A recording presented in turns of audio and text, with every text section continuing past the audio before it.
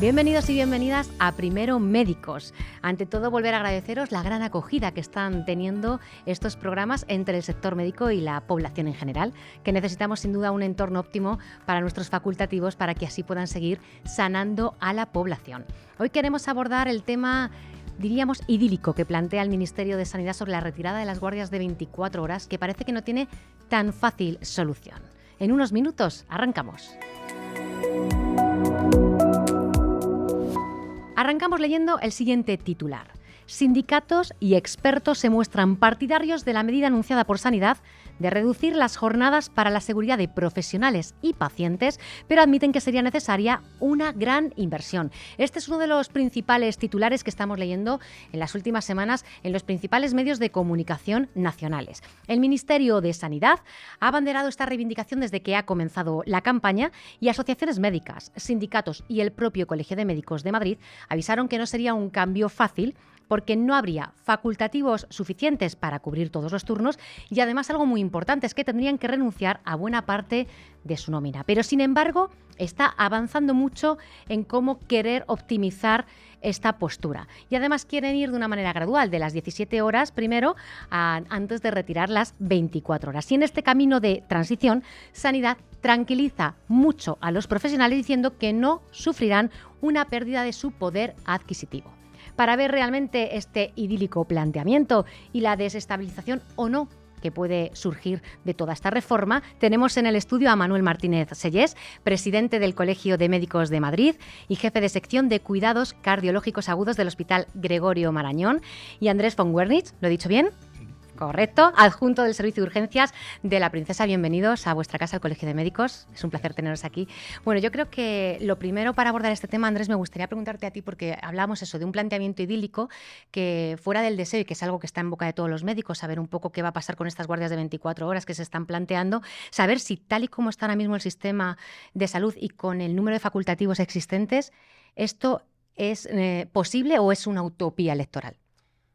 Bueno, es difícil, ¿no? Y hay que ver exactamente cómo quieren organizarlo, porque obviamente el fraccionar las guardias pues implica tener que hacer más guardias y por tanto más personal y teniendo en cuenta también que esto no puede suponer una merma económica para los facultativos, que ya de por sí estamos en un rango salarial bajo en nuestro entorno socioeconómico.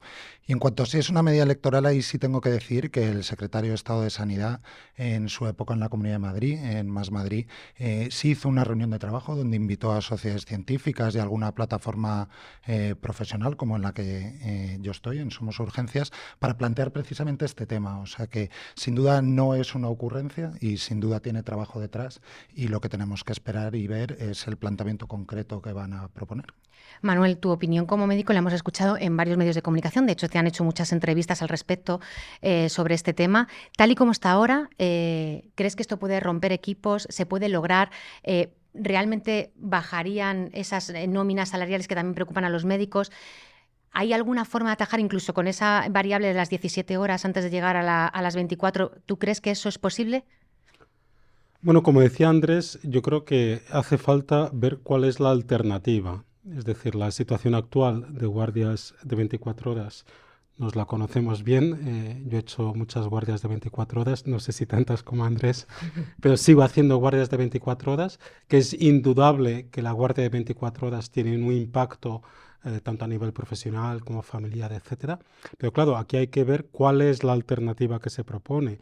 El fraccionar las guardias probablemente tenga más impacto y sea más difícil conciliar si haces 2 guardias de 12 que si haces una de 24. Y luego tenemos que asegurar que sí está cubierta la asistencia. Es decir, con un sistema que no sean guardias de 24 horas es factible, pero no es fácil cubrir noches, cubrir fines de semana. De hecho, las guardias de 24 horas siguen siendo el sistema mayoritario en los países de nuestro entorno. Es verdad que no el único, es verdad que hay algunas excepciones, y a mí me parece bien que se propongan alternativas. Lo que echo de menos es precisamente la concreción. Es decir, si no hay guardias de 24 horas, ¿qué va a haber? ¿Va a implicar que se van a contratar más profesionales? tenemos esos profesionales, porque claro, al menos en muchas especialidades médicas, ya con las guardias de 24 horas es difícil encontrar médicos en algunas especialidades. En función del sistema que se proponga, si es un sistema que exige contratar a más profesionales, lo primero que habría que asegurar es que los tenemos. Lo segundo, que también me parece muy importante, es que si el sistema alternativo, y eso también lo ha dicho Andrés, al final va a ser una merma en los ingresos, es decir, tanto en adjuntos y más aún en residentes, un porcentaje muy alto de los ingresos mensuales depende de las guardias. Si yo quito las guardias de 24 horas, ¿qué va a suceder con esos ingresos? A lo mejor resulta que la mayoría de los compañeros prefieren seguir manteniendo guardias de 24 horas para no perder esos ingresos. Con lo cual, nosotros desde luego estamos dispuestos a analizar cualquier alternativa que se presente, pero lo que yo veo es que de momento no se ha presentado ninguna alternativa. Es decir, esto ha sido un poco un globo sonda. Oye, las guardias de 24 horas, pues no es lo mismo operar después de estar 20 horas despierto. No, eso es evidente y eso no hace falta que nos digan que hay estudios científicos, porque vamos, casi aunque no los hubiera, todos los que hemos hecho guardias, pues a las 5 de la mañana no estás de igual que cuando empieza la guardia, ¿no? Pero es verdad que es mejor que en mi caso haya un cardiólogo a las 5 de la mañana que no haya cardiólogo, que a lo mejor es la alternativa que se va a plantear. Entonces, por eso digo que hay que ver bien cuál es la alternativa que se va a plantear. Me quedo con dos ideas con lo que dices, Manuel, que quiero incidir un poco. Primero, es cómo esto afecta mucho a la vida familiar, a la salud del médico y a la conciliación.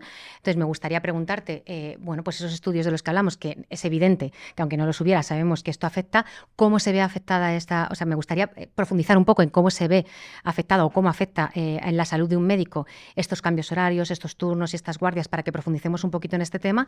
Y por otro lado, me gustaría, como bien estabas diciendo también, que no hay alternativa. Es decir, es por eso, por lo que preguntaba si parece una utopía electoral. Está muy bien, planteamos que queremos estar retirada, pero ¿se ha mostrado o el Ministerio de Sanidad ha dicho alguna alternativa? Porque por lo que veo, no es que yo no la conozca, sino que tampoco se ha dejado, sino que ha sido simplemente una idea en la que ahora sindicatos médicos están muy proactivos, pero que realmente no sabemos por lo que estamos luchando, porque la alternativa no la conocemos. Me gustaría profundizar en estos dos puntos.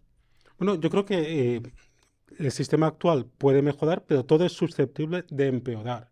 Y tenemos otros compañeros de otras profesiones sanitarias que tienen sistemas distintos, pero que probablemente si hablas con la mayoría de los médicos prefieran seguir con el sistema actual que ir a un sistema como pueda tener, por ejemplo, enfermería, ¿no? Con lo cual, ojo, que podemos encontrarnos que la alternativa es peor que el sistema actual. Dicho lo cual, si se presenta una alternativa, que lo primero, se asegure la cobertura de la asistencia, porque claro, aquí lo que no puede ser es que mejoremos en calidad de vida de los médicos, pero que esta sea una merma en la calidad asistencial y en la seguridad del paciente. Eso sería inaceptable. Entonces, lo primero que hay que asegurar que la misma atención que se da en este momento, o si puede ser mejor, se siga dando con el nuevo sistema.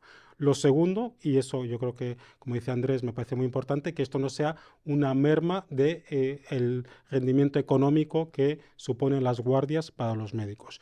Y por último, a lo mejor hay formas de reorganizarla. En Madrid tenemos alguna experiencia, por ejemplo, en el caso del código ictus, que pues cualquier ictus que hay en la Comunidad de Madrid, y eso se lo sabe muy bien Andrés, que trabaja en el ámbito de las urgencias, pues los hospitales van distribuyendo la carga de asistencia a los ictus y un solo hospital cubre toda la Comunidad de Madrid. Es decir, este tipo de iniciativas a mí me parece que son muy válidas y a lo mejor lo que hay que es trabajar más en la organización, en la logística de qué están haciendo los profesionales de guardia. Es verdad que después de una guardia, por ejemplo, se libra al día siguiente y esto tiene unas implicaciones grandes a nivel de organización de los servicios, porque claro, tú te encuentras que el día siguiente tienes un profesional menos. Muchos jefes de servicio les gustaría poder contar con esa persona. Es más, si es un lunes, a lo mejor son 2 personas menos, que en función del tamaño del servicio, pues es un desafío logístico importante. Con lo cual, a mí me parece bien que se presenten otras propuestas, las analicemos y si hay alguna mejor, yo estaré encantado. Ahora, lo que no me gusta es abogar por la desaparición de las guardias de 24 horas sin saber qué es lo que va a venir. Sí, yo creo que estoy bastante de acuerdo en que probablemente la fórmula a aplicar no vaya a ser que una misma talla de traje sirva para todos, ¿no? El contenido en las guardias es muy variable y yo, pues obviamente hablo de lo que mejor conozco, que son los servicios de urgencias, y estamos en un escenario de, pues con suerte, una próxima aprobación de una especialidad primaria en medicina de urgencias, y es un sitio crítico que genera mucha problemática en cuanto a las guardias de 24 horas. Son agotadoras, tienen pues una demanda asistencial incontrolable y seguramente no precisen de la misma regulación que otras especialidades que están de segunda llamada, como decimos, y en espera de tener un paciente que atender. Y probablemente esos compañeros pues no lo vean tan mal hacer guardias de 24 y 17 horas, porque no están todo el tiempo atendiendo pacientes. En cambio, en las urgencias pues probablemente haga falta una regulación más específica, ¿no? Porque es también pues una fuente de conflicto, como hemos visto recientemente también, pues que los residentes sufren mucho cuando hacen sus guardias en los servicios de urgencias, y sin duda el impacto como mencionabas también, ¿no? Pues sobre la salud, no solo sobre la salud individual, ritmos de sueño, fractura de ritmos circadianos, es un factor determinante en el incremento del burnout del profesional, ¿no? De su desgaste psicológico, pero además tiene riesgos somáticos que han sido constatados en estudios, como aumento de riesgo cardiovascular, enfermedades metabólicas, incluso oncológicas, y acortamiento de la esperanza de vida. Es decir, tiene un impacto que, como decía Manuel, pues casi da vergüenza hablar de él, porque no hace falta ni explicarlo mucho, claro, porque es obvio. Pero luego hay otra dimensión menos estudiada, pero que sin duda tiene mucha importancia, que es sobre la familia. Es decir, el profesional y todo tu entorno. Sobre el profesional que trabaja a turnos tan prolongados y nocturnos, hay un impacto sobre todas tus relaciones familiares, toda la organización en tu vida personal, y esto tiene que tenerse en cuenta también. Es decir, que desmontar un sistema que está funcionando hay que decidir muy bien cómo se desmonta, y probablemente no se pueda desmontar igual o no pueda cambiarse hacia una nueva fórmula igual en un servicio de urgencias hospitalario como en otros servicios dentro del propio hospital, ¿no? Es muy interesante escucharos, porque parece que es siempre, ¿no? Las minorías parece que son las mayorías, y entonces no todos los médicos están de acuerdo precisamente por lo que se está diciendo. Entonces se está haciendo un planteamiento por una falta de salud y de conciliación, pero sin embargo el médico además siempre pone al paciente por delante, y entonces esto también, acabar con estas guardias, como decías, es más interesante tener un cardiólogo que asistir a una urgencia y que no pueda ser atendido como paciente, y además la desestabilización de equipos. Esto también podría afectar mucho, como estáis diciendo, tanto al paciente como a esa ruptura de equipos, si variamos mucho las guardias. Sí, aunque se están haciendo, sobre todo desde el COVID, se están haciendo pruebas. Es decir, bueno, hay servicios donde directamente hemos hecho un cambio. Claro, es un cambio a costa, pues como decía Manuel, de fraccionar esas guardias y de tener que ir pues muchos más turnos, más fines de semana, pero hay situaciones pues como la urgencia hospitalaria, que es extenuante y que realmente es que no hay otra manera de soportarlo. Entre otras cosas, eso también han empezado a hacerlo a veces los residentes, que fraccionan la guardia y se turnan pues por no estar las 24 horas ahí, ¿no? Y es un tema que hay que abordar, y probablemente pues a través de un convenio específico para los servicios de urgencias hospitalarios, pues como tienen también, por ejemplo, en el SUMA, ¿no? Que al final se convierte en una especie de ámbito asistencial que está un poco dentro del hospital, pero con unas características tan particulares que probablemente necesita una regulación propia, y yo creo que es el primer sitio donde habría que actuar sobre cómo organizar estos turnos tan prolongados, tan extenuantes, y obviamente eso pues habrá que ir adaptándolo en el resto de servicios pues según sus necesidades. Yo malamente voy a decir qué necesidades tiene un cardiólogo como Manuel en su guardia, que habrá guardias donde pues no se pueda ni sentar y otras guardias que a lo mejor no. Eso yo creo que en cada ámbito pues habrá que ir uno por uno viendo cuál es la mejor solución, teniendo muy en cuenta la opinión de los profesionales, que siempre van a poner en su primera prioridad pues la seguridad del paciente y la buena asistencia, pero luego también teniendo en cuenta pues la situación un poco laboral y de salud del propio personal. Voy a coger el hilo de varias cosas, Manuel, que ha dicho Andrés, porque habla de la opinión de los profesionales y ha mencionado varias veces a los residentes, y me gustaría hablar también un poco de estas noticias en las que se está mencionando que los residentes no tienen una supervisión de los adjuntos precisamente en estas guardias, sobre todo. ¿Qué podemos aportar desde vuestra experiencia como médicos a este punto, a esta queja? A ver, yo creo que las guardias tienen muchos componentes. Tiene un componente asistencial, lógicamente. Tiene también un componente docente, formativo. Tiene un componente laboral, económico. y hay que trabajar en todos ellos, ¿no? En el caso de los residentes, mi experiencia es que los residentes trabajan muy bien, particularmente en las guardias. Yo en mi hospital sí veo que existe una supervisión y a mí cuando me llaman a las 4 de la mañana y bajo a urgencias, suele haber un adjunto en urgencias. Es verdad que no creo que el adjunto tenga que ver todos los pacientes que van a urgencias y de hecho, lógicamente, igual que un R1, incluso legalmente, ahora mismo en la Comunidad de Madrid, no puede siquiera firmar un informe o no puede firmar una prescripción, pues a partir del momento que van progresando en la residencia, pues un R4, un R5 que están en urgencias, pues probablemente esté incluso más habilitado para ver a algunos pacientes que algunos adjuntos en función de la especialidad que tengan, etcétera. Con lo cual, yo creo que el ser demasiado exigentes a la hora de una supervisión constante tampoco es bueno. Es decir, todos los extremos son malos, igual que un residente que tenga un paciente complejo tiene que tener siempre la posibilidad de consultar a ese paciente, pero tampoco es bueno que el paciente tenga la percepción de que el residente es como un estudiante, o sea, el residente es un médico formado que está capacitado para tomar decisiones, ¿no? Yo paso mi consulta con un residente al lado y entonces hay una puerta que une ambas consultas, ¿no? A mí me preocupa cuando esa puerta se abre mucho, pues claro, al final si te están consultando continuamente, el día de mañana cuando seas adjunto vas a estar tú en el otro lado de la puerta, ¿no?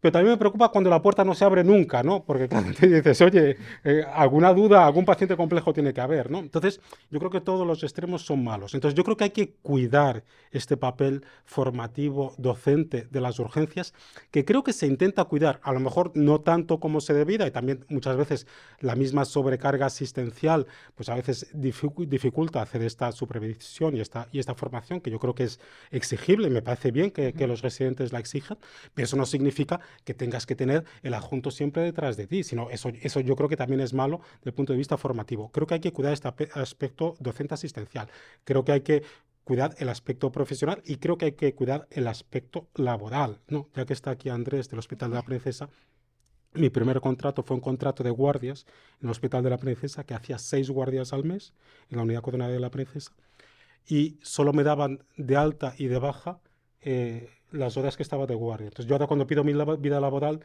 las 30 primeras páginas son... O sea, entonces, es una cosa que indignante, ¿no? O sea, que...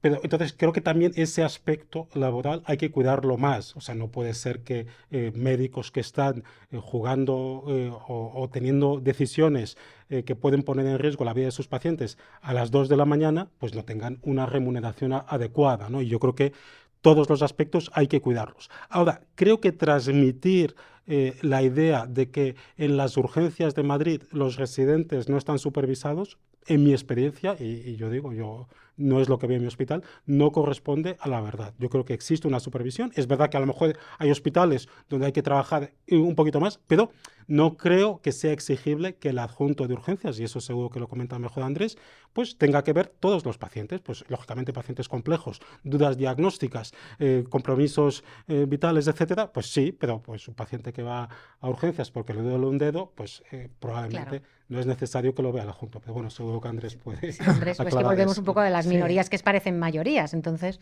Bueno, sí, pero realmente es que los servicios de urgencias al final, pues es un poco como la Plaza del Pueblo, ocurren muchas cosas y seguramente pues alguna de ellas polémica. Estoy completamente de acuerdo con Manuel, es decir, esto es complejo porque además hay que poner de acuerdo pues muchas necesidades y muchas limitaciones. Por un lado, la de los residentes que tienen que formarse y que pues tienen que tener una supervisión pues acorde a su nivel de competencia, ¿no? Eso es difícil de establecer y muchas veces a lo mejor pues volvemos al mismo, que la norma genérica a veces puede ser injusta y habrá residentes que necesiten una supervisión mucho más estrecha que otros y yo creo que eso, pues como dice Manuel, se va regulando en cada servicio de urgencias pues por el staff que trabaja ahí, que conoce a sus residentes, pero también es lícito que los residentes cuando detecten algún problema en cuanto a la supervisión pues lo reivindiquen y lo exijan. Ya en las formas habrá que buscar una manera para entendernos. Y luego, la tercera pata serían pues las gerencias de los hospitales y cómo están organizadas las plantillas en los distintos servicios de urgencias, ¿no? Porque toda esta polémica surge por una encuesta que directamente saca hospitales en verde y en rojo, lo cual es un poco totalitario y seguramente ahí se pierden muchos matices, pero es curioso cuando uno ve la lista de hospitales, porque los que están en verde son los hospitales que se abrieron sin residentes y que, por tanto, la dotación en sus servicios de urgencias era como para trabajar sin residentes. Y luego, más tarde, se fueron incorporando. Los otros hospitales, por decirlo de alguna manera, pues los más antiguos, los residentes siempre han formado parte de los servicios de urgencias, y no solo ya como personal que viene a trabajar, sino en muchas ocasiones, y sobre todo con los mayores, como auténticos compañeros, ¿no? Porque compartimos un poco la carga de trabajo. Y se nos ha dado un poco vuelta la cosa, ¿no? Porque ahora nos encontramos pues una especie de reproche que no digo que en algún caso no esté justificado, pero en muchas ocasiones pues es un poco injusto para los profesionales que trabajamos ahí, porque como dice Manuel, si tú estás hasta las 5 de la mañana con ellos y se van a quedar no solos, porque tú no te vas, tú te apartas unos metros de donde estás para estirar las piernas, entre otras cosas porque tienes que estar preparado por si viene ese paciente en el que te tienen que avisar siempre, que es el paciente que está gravemente enfermo, que necesita la asistencia de un profesional de urgencias, y para eso hay que estar también medianamente despejado. Claro, equiparar eso a que todos los adjuntos duermen 6 o 8 horas, yo eso no lo he vivido, no lo he oído, no lo conozco, no conozco ningún compañero que tenga las guardias así, y yo creo que si hubiera guardias así, lo sabríamos todos, porque se acabarían esas plazas en la OPE deprisa y corriendo. O sea que con esto no quiero decir que sea mentira, quiero decir que son a lo mejor excepciones, caricaturas, que en el fondo seguramente hay un margen de mejora, y tal y como dicen pues las 3 leyes que recogen un poco esto, ¿no? Que se deben garantizar aquellas medidas organizativas que permitan la adecuada supervisión de los residentes, pues todos tenemos algo que hacer ahí, no solo los médicos de urgencias, que al final pues somos los que somos, pero no lo decidimos nosotros, y probablemente pues con un poco más de staff pues seguramente también se podría supervisar mejor, pero también es muy importante que esto es un trabajo y tiene una vertiente laboral del residente, claro. Y en nuestro trabajo básicamente lo que producimos son decisiones. Entonces, si uno está permanentemente supervisado en la toma de decisiones, difícilmente va a progresar. Entonces, yo creo que hay que buscar un punto de equilibrio, como dice Manuel, decidir qué paciente puede ir a ver uno solo, en cuál tiene que pedir ayuda. Y desde luego el R1, por lo menos en mi hospital, está muy claramente establecido que el R1 no puede firmar altas y no puede tomar decisiones con el paciente sin la supervisión adecuada. Eso implica que cuando no haya un adjunto de presencia en ese momento, por lo que sea, porque ha ido al cuarto baño, porque ha ido a cenar, ese residente no puede tomar las decisiones con el paciente en ese momento, tiene que estar otro residente al cargo. Eso no quiere decir que el R1 no pueda ayudar, no pueda explorar, no pueda hacer la anamnesis, porque al fin y al cabo lo hace también un estudiante de medicina. Pero la responsabilidad en ese momento lo tiene que asumir un residente que sí tenga la capacitación para tomar esas decisiones. O sea que yo creo que las formas han fallado, que se puede mejorar, pero que aquí hay múltiples actores, y no sé si justamente los médicos de urgencias hospitalarias somos el factor decisivo, porque creo que la mayoría de mis compañeros pues lo primero que tienen en mente es la seguridad del paciente, y dudo mucho que alguien pueda estar tranquilo desapareciendo las horas. Sin duda, y además los pacientes, ya te aseguro que yo pongo la parte como paciente y además que ves y compruebas que esto no es así cuando acudes. Para resumir y concluir, me gustaría, Andrés, si tú tuvieses que recoger todas aquellas necesidades que fuesen muy importantes, que hemos hablado durante este programa, para que el Ministerio de Sanidad, si esto sigue adelante y realmente no es una idea al aire, como bien explicaba Manuel, porque parece que tampoco hay un fundamento por debajo ni una propuesta que los médicos puedan valorar, ¿qué puntos importantísimos deberían tener en cuenta para que esto no se desestabilice y para que realmente los médicos vivan en un contexto, como bien dices, de estar despejados, de poder tomar una buena toma de decisiones, pero sin que sufra ni el paciente ni el médico? ¿Qué puntos son fundamentales para que esto ocurra? Bueno, yo creo que, difícil dar la solución a todo esto, ojalá lo tuviera, no lo sé, pero a mí lo que sí me parece fundamental es que si todo esto se va a articular a través de una reforma del Estatuto Marco, creo que tiene que ser una reforma consensuada, flexible y amplia. Y sin duda tiene que diferenciar o tiene que permitir distintos modelos en función de los ámbitos. Y creo que en este sentido la regulación de los servicios de urgencias hospitalarias merece una consideración especial y específica para poder mejorar las condiciones en este ámbito, que creo que es crítico. Y para el resto de ámbitos creo que tiene que haber la flexibilidad también para poder adoptar a lo mejor no un solo modelo, sino distintos modelos en función del tamaño del hospital, de la especialidad que se trate, etcétera. Y otra parte importante, creo que la mayoría de los médicos estaremos de acuerdo en que la consideración de las horas durante la tarde, porque eso no lo hemos dicho cuando se afecta a la salud, el mero turno de tarde ya afecta también a la conciliación a la salud, o sea, no solo a guardias, la tarde, la noche. Yo creo que esa consideración de hora complementaria es no solo económicamente muy perjudicial, sino es hiriente. Son horas extraordinarias, no es tu trabajo. Y eso es algo que parece que sí está contemplando el Ministerio, de cambiar esa consideración de las horas de guardia de complementaria a extraordinaria, que eso no solo implica un incremento en la retribución, sino creo que también desde el punto de vista hasta etimológico y moral sería un avance importante, y creo que por ahí debe de ir también el tema. Manuel, te he preguntado como médico, no me queda más remedio que preguntarte como presidente del Colegio de Médicos de Madrid, si esto en algún momento sale adelante y los médicos acuden a su colegio para respaldar una respuesta, ¿cuál sería la posición? Porque siempre sois un gran nexo de unión con la Administración para intentar avanzar en aquellos temas que afectan a los médicos e intentar siempre buscar el mejor de los contextos para ellos.